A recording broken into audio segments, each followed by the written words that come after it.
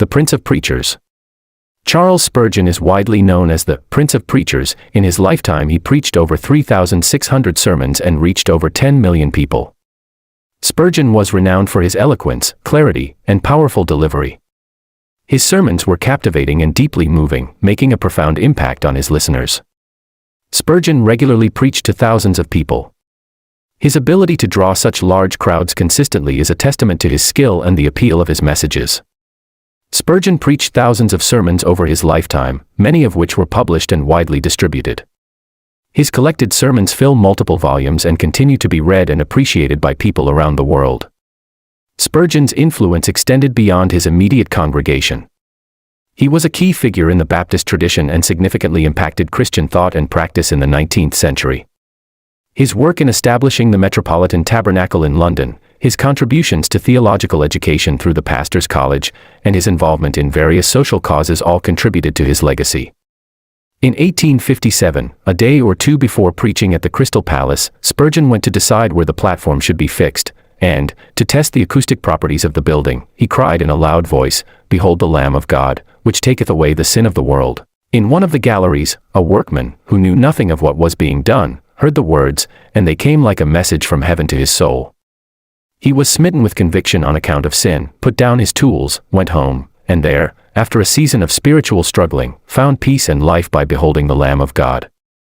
Years after, he told this story to one who visited him on his deathbed. Besides his sermons, Spurgeon wrote numerous books, articles, and commentaries, further establishing his reputation as a learned and articulate theologian. Spurgeon was deeply committed to evangelism, tirelessly working to spread the Christian gospel. His passion for sharing his faith and reaching out to others was a hallmark of his ministry. His sermons were not only well-crafted but also rich in theological insight and spiritual depth. Spurgeon had a profound understanding of the Bible and Christian doctrine, which he conveyed with both authority and humility. These qualities combined to earn Charles Spurgeon the title, Prince of Preachers, reflecting his preeminence and lasting impact in the realm of Christian preaching. His ministry impacted countless lives, and numerous testimonies highlight the profound influence he had on individuals. Here are 10 striking testimonies from his ministry.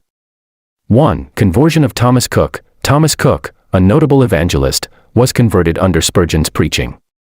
He attended a service out of curiosity and was struck by Spurgeon's powerful message, leading to his conversion. 2. Healing of a young girl. A young girl, bedridden and severely ill, was reported to have been healed after Spurgeon prayed for her. This miraculous event deeply touched the congregation and reinforced their faith.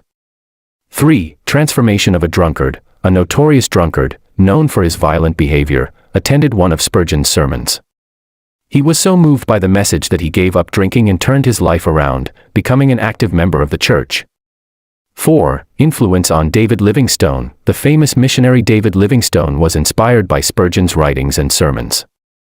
Livingstone often quoted Spurgeon in his own talks and credited him for spiritual encouragement during his challenging missionary work in Africa. 5. Encouragement to D. L. Moody. The American evangelist Dwight L. Moody was greatly influenced by Spurgeon. Moody often visited Spurgeon's church and cited Spurgeon's preaching as a significant inspiration for his own ministry. 6. Conversion of a skeptic. A well-known skeptic attended one of Spurgeon's sermons intending to mock him. Instead, the skeptic found himself deeply moved by the sermon and ended up converting to Christianity. 7. Impact on soldiers. During the Crimean War, Spurgeon's sermons and tracts were widely distributed among British soldiers. Many soldiers testified that these writings provided them with comfort and hope amidst the horrors of war. 8. Inspiration for preachers. Spurgeon's Lectures to My Students has inspired countless preachers around the world. Many have testified that these lectures provided them with essential guidance and inspiration for their ministries. 9. Conversion of Charles Darwin's brother. Charles Darwin's brother, Erasmus, was reportedly influenced by Spurgeon's preaching. While Erasmus did not become a public Christian, he acknowledged the profound impact Spurgeon had on his views about faith. 10. Revival in New Park Street Chapel. When Spurgeon began his ministry at the New Park Street Chapel, the congregation was small and dwindling. Under his leadership, the church experienced significant growth, leading to a revival that filled the chapel to capacity, necessitating the move to the larger Metropolitan Tabernacle. Some notable things about the life of Charles Spurgeon includes: Number 1. Charles Haddon Spurgeon is regarded as the most widely read preacher in history, aside from those mentioned in the Bible. Presently, there is more written material available by Spurgeon than any other Christian author, past or present. A woman once converted to Christianity after reading a single page from one of Spurgeon's sermons that was wrapped around some butter she had purchased. Number 2. Spurgeon read The Pilgrim's Progress at the age of 6 and went on to read it over 100 times. Before he turned 20, Spurgeon had already preached over 600 times. Number 3. When Charles Spurgeon was only 10 years old, a visiting missionary named Richard Knill predicted that he would one day preach the gospel to thousands and would preach in Rowland Hill's Chapel, the largest dissenting church in London. This prophecy came true. Number 4. Spurgeon missed his college admission because a servant girl mistakenly directed him to a different room instead of the principal who was waiting to interview him.